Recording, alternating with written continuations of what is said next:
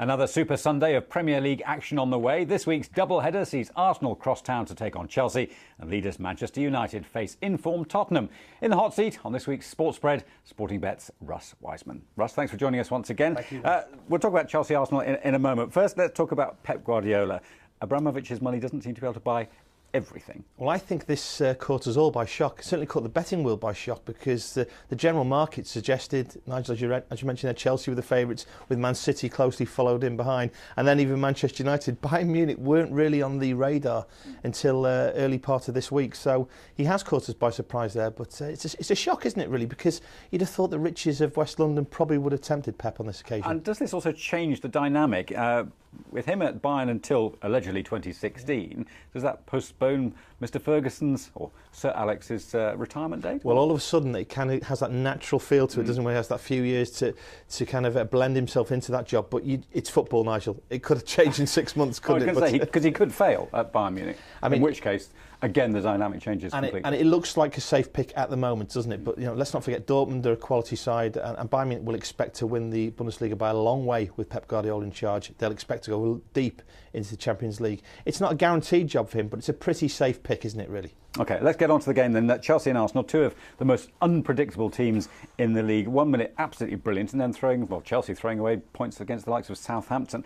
How do you read this one? Well, I just think you've summed it up beautifully. Unpredictable doesn't even cover half of it. 1 week Chelsea are banging in 8 against Villa, the next minute they're getting beat by Swansea. They throw away a 2-goal lead earlier in the week against Southampton. This is a team that is borderline impossible to predict. Their best performance is clearly away from home, and the result last week against Stoke, it's one of the best results that any side has put together this campaign. So they're so hard to predict. They're odds-on favourites for this game, and then they play an Arsenal team who, frankly, I'd rather keep my money in my pocket when I'm betting with them. So this is one of the most difficult games. Bookmakers, it's our job, Nigel, to try and predict what punters do. And on this occasion, I think we're all literally just putting our finger in the air, just guessing. So there is no value in this game. You get lucky and go with your judgment and hope. Well, I just think at the moment, Chelsea are odds on for the game. Why would you back Chelsea odds on at Stamford Bridge? Clearly their best performances have been away from their own patch. As I said, that result against Stoke was superb.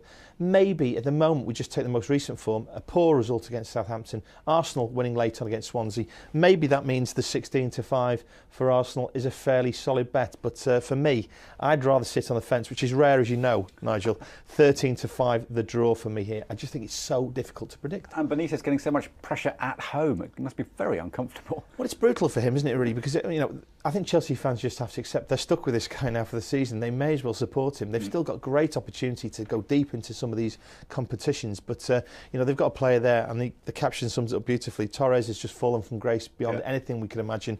Demba Ba, clearly more in favour now, I'd imagine. He'll be 4-1 to score the first goal around there. For me, correct score, 1-1. It's a safe pick. It's a boring pick, Nigel. Right. Hopefully later in the show we'll give you something more exciting. But as you mentioned before, with these two sides, how would you know? All right, let's get on to Spurs Man United. And Spurs' revival under Villas-Boas really started when they beat United at Old Trafford, and they've certainly been on a roll since then. Do you fancy them at a, in quotes, vulnerable United, or does it depend purely on whether Van Persie plays? Well, I think this guy AVB has done a spectacular job. You look, they've not really brought anybody in, have they? He's taken the resources I'm going to use the word sleeping giant here, though. Has he woken it up? I think he's done a spectacular job. Right. He really has, and I think he has woken them up, because a lot of people were predicting a disappointing campaign. He's manoeuvred them into good position.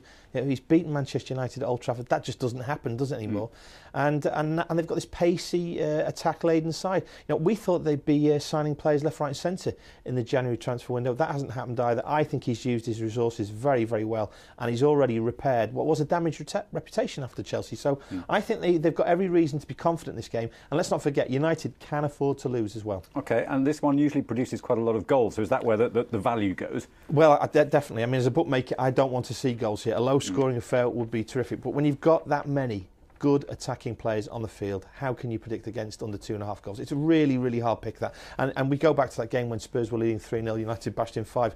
Every game since then seems to produce action. It was 3-2 at Old Trafford as well, wasn't it? And that's why the over 2.5, the global betting market that people bet on these games, has been piled into, and it's nearly trading at sort of 2-1 on at the moment. So very, very short price indeed. But how can you go against the goals? OK, let's get your view on the other matches for the weekend. Take your pick from a couple of these. We'll put them up on the screen in just a second, and pick out where the value is, if you like, and we can sort of go through them. Where do you see value in some of these? Fridays then? We've got Liverpool-Norwich, for example. Yeah. What do you see? Well, another important set of fixtures every single week brings this up in the Barclays Premier League, doesn't it? Now, Liverpool-Norwich, I mean, Liverpool have seemed to turn the corner. I thought they were quite impressive, actually, second half against Manchester United. But in terms of value, let's look at Reading. I mean, they couldn't be on a higher crest of a wave at the moment after that incredible fight back. 500 to 1. Thank you very much for reminding me. Apologies for that, all Baggies fans, including yourself. But that they must be on an enormous high at the moment. They're playing against a team who are hitting real rock bottom in Newcastle. They'll be big value. You certainly look at the likes of Swansea, who continue to play well, but maybe their focus is on the cup. I'd like to see Stoke bounce back from that game. And then what about Aston Villa, West Brom? Because Aston Villa can't buy a win, and West Brom, very, very good start to the season, but they're sinking like a stone. Well, they've got that local rivalry as well, as you know. You probably have that with Villa. This could be, and this is a slight left field pick, this could be Paul Lambert's last game in charge. Major rumours now that he needs to get some points. The Baggies can really put a nail in Paul Lambert's coffin on this one, and I do think... they wouldn't enjoy that much, would they? Well, exactly. I mean, if that little triumvirate there with Wolves, they'd done it to Wolves as well last year, West Brom, but I do think that this is a home win in a reckoning here. I know West Brom have hit a tricky patch, but they're a quality Premier League outfit. Them and Swansea have been the revelations this season. I think they'll get back to form. Player for player, clearly West Brom the better side there. OK. Finally, let's have a quick take on your Australian Open tennis. Are we into the era now where, for the men, certainly it's literally Djokovic or Murray? I think we're nearly there. I mean, Nadal's injury problems, he's not even in Australia. Federer now, he has to negotiate a really perilous path every time he wants to get to even the semi-finals. So his best of days are clearly behind him. But Andy Murray's been very unlucky in this tournament. As we've seen, this is laden with difficult obstacles, isn't it, his path to the final, whereas Djokovic seems to be a little bit more easy. But we've seen now that Andy Murray can beat Novak. I mean, it's not a gimme that Djokovic ever beats him.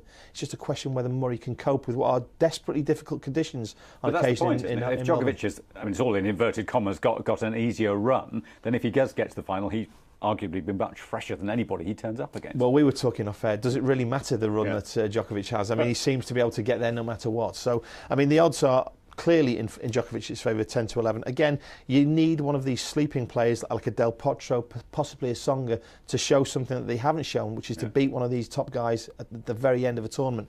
But for Murray to make it to Djokovic this time around, he's got to go through Del Potro, the likes of Tsonga, Federer. It is so difficult, isn't it? And like I say, coping with the conditions has been the difficult thing. But you'd still be struggling to bet against a Murray and Djokovic final. 6-4. Plenty of people will be getting stuck into what is a favoured bet, but probably likely to happen as well.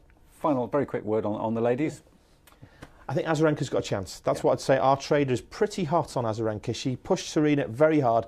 Difficult to look past those two, although Sharapova hasn't even dropped a game yet, so difficult to look past those two. A Williams-Djokovic double is the popular bet with the punters. OK, we'll see if you're right. Thank you very much indeed for that. That's it for another week. My thanks to Sportingbet's Russ Wiseman. Join us again next time for a look at Liverpool's trip to the Etihad to face champions Manchester City. I'm Nigel Stevenson. This is Reuters.